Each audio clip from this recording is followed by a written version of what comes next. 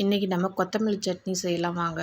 அதுக்கு முதல்ல வானல் வச்சு எண்ணெய் விட்டு கொஞ்சம் இஞ்சி, பூண்டு, கடலைப்பருப்பு, உளுத்தம்பருப்பு, வரமிளகாய் எல்லாத்தையும் போட்டு நல்லா பொன்னிறமாக வரும் வரைக்கும் நல்லா வறுத்துட்டு அதுக்கப்புறமா ஒரு பிளேட்டில் எடுத்து ஆற விட்டுடலாம்.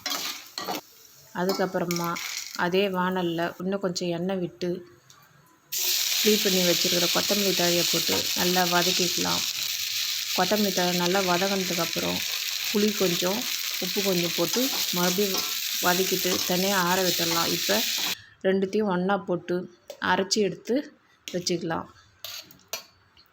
அதுக்கப்புறமா வானலில் எண்ணெய் விட்டு கடுகு, பெருங்காயம், கொஞ்சம் உளுத்தம்பருப்பு போட்டு பொரிஞ்சதுக்கப்புறமா நம்ம அரைச்சி வச்சுள்ள கொத்தமல்லி சட்னியை போட்டு நல்லா சுருள வதக்கி எடுக்கலாம்.